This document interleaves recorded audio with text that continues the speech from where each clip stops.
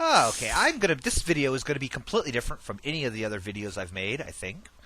Um, because this is kind of in line with the pet tag that was going around. I wasn't tagged for that, but I thought I'd do, show you guys if I can. Um, Hold on here. Here, I'm gonna turn the camera. She doesn't want me to pick her up. Hey, kitty, what you doing? So, you look, that is a cat, obviously. Duh, right? Um, but she's not just an ordinary cat. That's what makes her really, really cool. She's actually a very special cat. She's what's called a Savannah cat. If you don't know, a Savannah cat is a hybrid between a serval and a domestic house cat. It's she's that hybrid can then be rebred again with house cats and produce, whatever. So she's generation down from that. Her parents were not one of her parents was not a serval. One of her parents was a registered Savannah cat. But what's really okay. Sorry, I'm rambling here. So it's just the coolest thing about the Savannah cat, and I would demonstrate, but you would think I'm a freak. So everybody already does, I guess. So it would change anybody's opinion. But I can take that cat and I can hold that cat and I can put my face in her fur and I can sniff.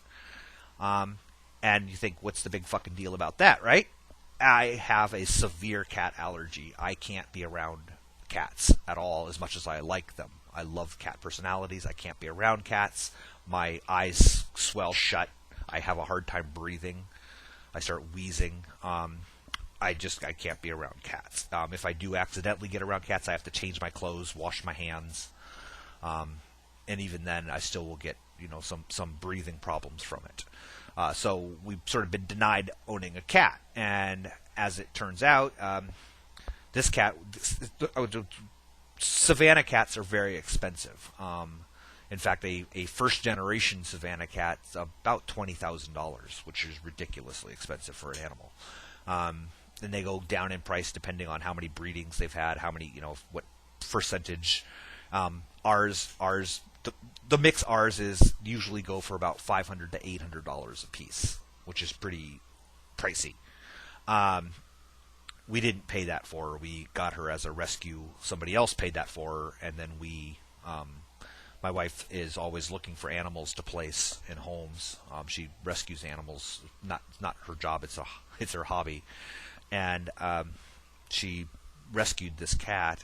Some people couldn't afford to keep her, couldn't afford to feed her when she was just a kitten. And then we brought her home, which was like, oh, great. And it's like, how come I'm not allergic to this cat? And so I looked up Savannahs and found out that Savannah cats are very, very often, for the majority of people, hyperallergenic, that are people with cat allergies. There are some people with cat allergies that are still allergic to Savannahs, but most Savannah cats are hyperallergenic, which was the coolest thing.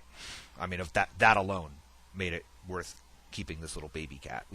Her name is Mittens, but before she was named, I just called her the Babycat. Like, where is the Babycat? And for whatever reason, she started coming to that, so we call her Babycat, which I know is not very creative, but she likes it.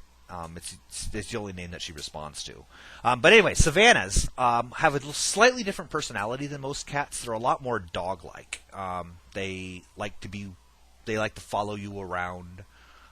Well, they come when they're called, not just to get fed. They come when they're called. They're apparently with what they call it, the F1s of the earlier generations after the cross. They can actually they love to be leash walked and stuff, which is unusual for a cat. We don't do that with her. But the coolest thing, this is the weird thing, is that they got these little personality characteristics that are different than most cats. But the most probably the most striking one is that she buries her food.